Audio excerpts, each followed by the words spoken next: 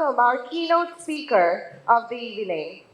Dr. Melita is a professor of IBA, University of Dhaka. She herself has completed her bachelor's and master's from IBA itself and have joined the institute in 2009 as a lecturer. A Commonwealth scholar, Dr. Melita has completed her PhD from Alliance Manchester Business School, University of Manchester, UK, in accounting and finance, focusing on CSR reporting practices.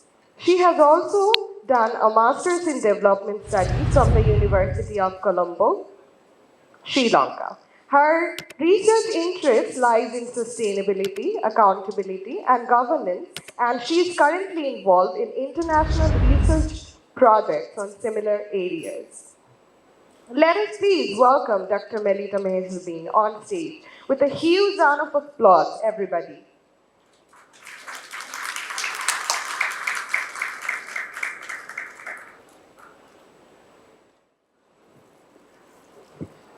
Good evening and assalamu alaikum everyone. I'm Melita from IBA, Dhaka University. Today I'm invited here to talk on ESG. Before I start my presentation, I would like to express my heartfelt gratitude to Valora of Bangladesh for giving me this opportunity to contribute to the Strategy Summit 2023. So, as businesses are growing and expanding and the business environment is getting more scrutiny and the imperative to act responsibly, one acronym, ESG, has been gaining attention from not only the companies, regulators, investors, stakeholders, and employees, and even students. So we have also started teaching. Now, today I would like to talk, do we have a slide here? It's all right. So I would just like to give an overview of what we actually mean by ESG and what the companies are currently doing in Bangladesh as well as globally, and what should we be focusing on towards the end. So ESG, it's about environment, society, and governance. Now, if you look back when we did, it's not very new concept. It was there when the Industrial Revolution took place. I mean, when we were in school, we did read books where we saw Oliver Twist working in factories and those storybooks portraying these children, child labor, and all these things. So it was always there, and the concerns were always there. However, during the past few decades, I would say that it has come to the attention because of a lot of exposure, the risks that these factors or these concerns have on the companies, the stakeholders, the environment. These concerns have heightened more prominence globally as well as in Bangladesh. So if we just say why ESG is important or why we should be concerned about ESG globally, currently what happens is that these helps if the companies have these ESG factors inbuilt into the strategy of the company. It's not only about caring about the nature or doing good for the society. It has moved from doing just good to actually integrating it into the fabric of the organization's being. Now, if we say why ESG is important, I had really good slides here with me, but they're having some technical glitch, so I'll just talk about it. By the time they finish, maybe my presentation is going to be finished. So what happens is that number one is that investors globally have become very, very concerned and conscious about where they're putting their money in. So in fact, we are having ESG funds, we are having even the investor has broadened their horizons on how they are going to invest. There are specific investors who are only concerned about investing in sustainability-linked securities only. So having concern and doing work which has a positive impact on environment, society, and a well-governed organization will definitely attract more capital from investors. The next is on risk management. It does reduces the potential disruptions and safeguards the company from long-term viability, long-term problems. So it increases long-term value creation of the organization.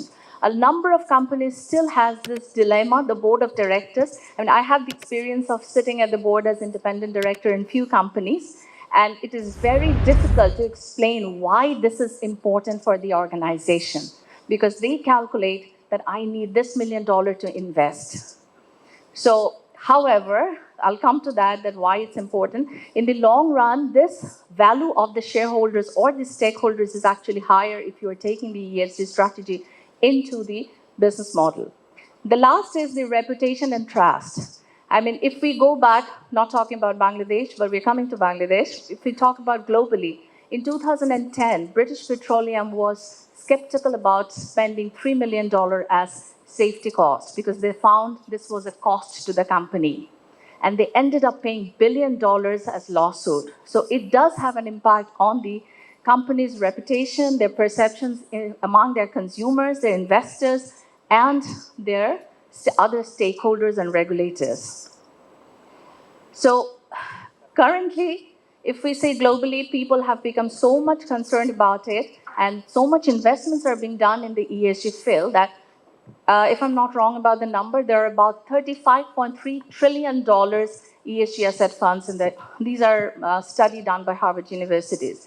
63% of the people think that the companies who have active ESG strategies are better companies to invest in. All right, now it looks good. So this is just the global landscape. So globally, people are investing a lot on these, and it is actually not about just spending or money for CSR or doing good for the society, while that is necessary as well. But this is a long-term plan into the strategy of the organization.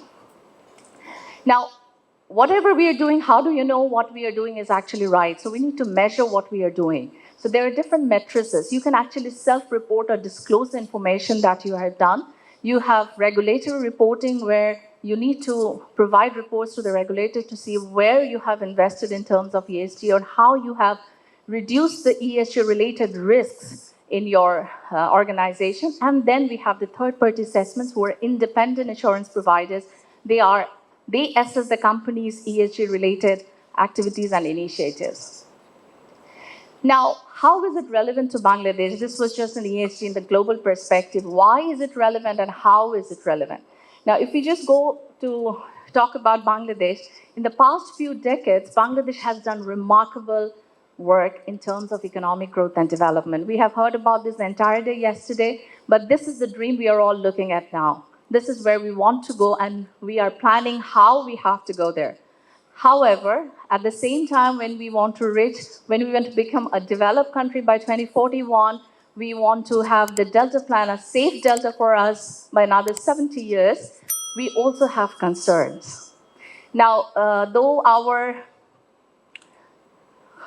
host has said that you need to keep your mobile phone off, but do you have all your mobile phones in hand? Can I just make you do a small exercise? It's going to take 30 seconds. So if you have a mobile phone, I'll have a question poll here, and I would request you to answer this question in your phone. You'll have a QR code here which you can scan and just answer what you think is right. So in your opinion, do you think we'll have it? No? So again, technical glitch. So the question was actually, in your opinion, what do you think are some of the ESG-related risks in Bangladesh? Now that we don't have the poll, it would have been really nice to see them on the screen. But if you could just raise your hand and say a few words, if I can hear, I'll talk about it. What, in your opinion, what do you think are some of the ESG-related risks in Bangladesh? You could just name one. Okay. Risks associated with environment, social, and governance for Bangladesh.